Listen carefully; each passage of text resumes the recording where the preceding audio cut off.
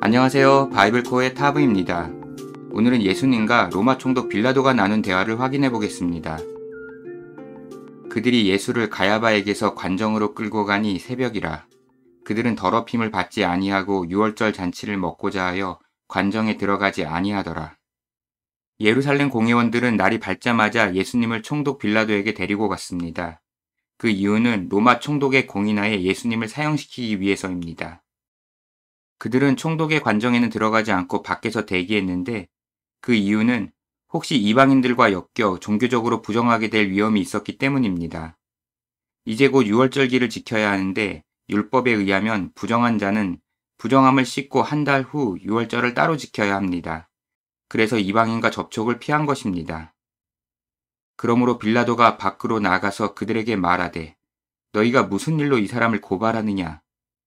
빌라도는 유대 지도자들이 새벽부터 몰려와 누군가를 고발하자 깜짝 놀랐습니다. 그래서 왜 그러는지 물어보았습니다. 대답하여 이르되 이 사람이 행악자가 아니었더라면 우리가 당신에게 넘기지 아니하였겠나이다. 그들은 그가 악한 일을 했기 때문이라고 대답했습니다.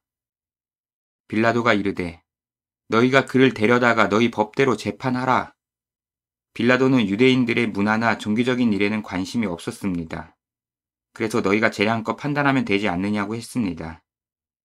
유대인들이 이르되 우리에게는 사람을 죽이는 권한이 없나이다 하니 그러자 유대인들은 예수의 죄는 사형에 해당하는데 자기들은 로마의 통치를 받고 있기에 사형시킬 권한이 없어서 데리고 왔다고 했습니다. 이는 예수께서 자기가 어떠한 죽음으로 죽을 것을 가리켜 하신 말씀을 응하게 하려 함이러라. 이스라엘의 사형제도는 돌로 쳐 죽이는 것입니다. 그러나 예수님께서는 자신이 나무로 만든 십자가에 달려 죽으실 것을 알고 계셨습니다. 신명기 21장 23절에는 나무에 매달린 자는 하나님의 저주를 받은 자라고 기록되어 있습니다. 이 내용은 예수님의 죽음이 하나님 앞에 어떤 의미인지 가르쳐 줍니다. 이에 빌라도가 다시 관정에 들어가 예수를 불러 이르되 내가 유대인의 왕이냐? 유대인들은 예수님을 여러 혐의로 고발했는데 그중 빌라도가 간과할 수 없도록 로마 황제의 권위에 반하는 정치범임을 부각시켰습니다.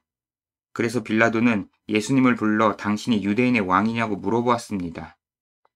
예수께서 대답하시되 이는 내가 스스로 하는 말이냐 다른 사람들이 나에 대하여 내게 한 말이냐. 예수님께서는 자신을 유대인의 왕이라고 하는 게 빌라도의 생각인지 다른 사람들이 한 말인지 물어보셨습니다. 이렇게 물어보신 이유는 예수님께서는 실제로는 유대인의 왕이 맞지만 그것을 이방인에게 현실적으로 설명하기는 간단하지 않기 때문입니다. 빌라도가 대답하되 내가 유대인이냐? 내 나라 사람과 대제사장들이 너를 내게 넘겼으니 내가 무엇을 하였느냐? 그러자 빌라도는 자기가 유대인이냐며 관심 없다는 듯이 짜증을 냈습니다. 그리고는 너와 동족인 유대인들과 그들의 리더인 대제사장들이 너를 고소했는데 도대체 무슨 짓을 했느냐고 물어보았습니다. 예수께서 대답하시되 내 나라는 이 세상에 속한 것이 아니니라.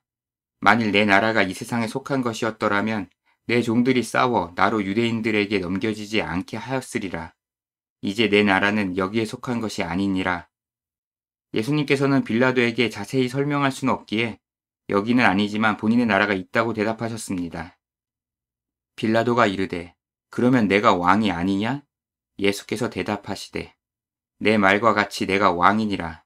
내가 이를 위하여 태어났으며 이를 위하여 세상에 왔나니 곧 진리에 대하여 증언하려 함이로라. 무릇 진리에 속한 자는 내 음성을 듣느니라 하신대. 이 구절은 원문의 의미와 다르게 번역되었다고 생각합니다. 개역개정 번역에 따르면 예수님께서는 왕으로 이 세상에 오셨는데 그 목적은 진리를 증언하는 것입니다. 진리에 속한 자라면 그 증언을 받아들인다는 의미입니다.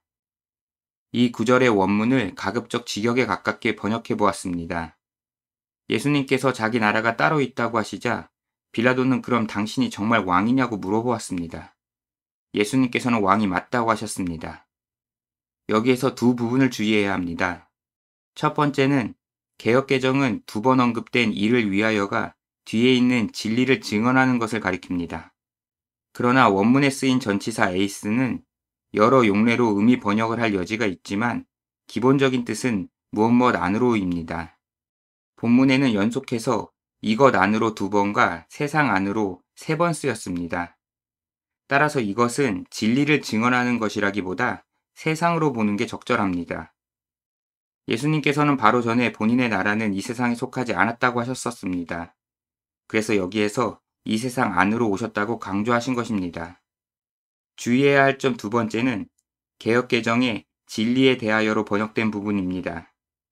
개역개정은 예수님께서 진리를 증언하신다는 의미입니다. 그러나 진리로 번역된 그리스어 알레데이아가 원문에는 역격으로 기록되어 있습니다. 전치사가 쓰이지 않는 단순 역격의 일반적인 뜻은 수단이나 방편을 의미합니다. 따라서 진리에 대하여보다 진리로가 더 일반적인 번역입니다. 오늘 본문과 같은 요한복음의 이전 문맥 17장 17절을 보면 알레데이아의 역격을 진리로로 번역하였습니다. 진리를 수단으로 거룩하게 한다는 말입니다. 이게 전치사가 없는 단순 역격의 자연스러운 번역입니다. 그런데 한편 요한복음 5장 32절에서 33절을 보면 예수님께서는 하나님께서 자기를 위하여 하신 증언이 참, 즉 진실이라고 하셨습니다. 그리고 이어서 세례 요한도 예수님에 대해 증언했다고 했습니다. 그런데 개역개정에서는 예수님을 증언했다기보다 진리에 대해 증언했다고 번역하였습니다. 그러나 여기에서 쓰인 알레데이아도 역격으로 진리로라는 번역이 더 적절하다고 생각합니다. 따라서 세례 요한이 진리를 증언한 게 아니라 전후 문맥으로 보아 세례 요한의 증언이 진실이라는 의미입니다.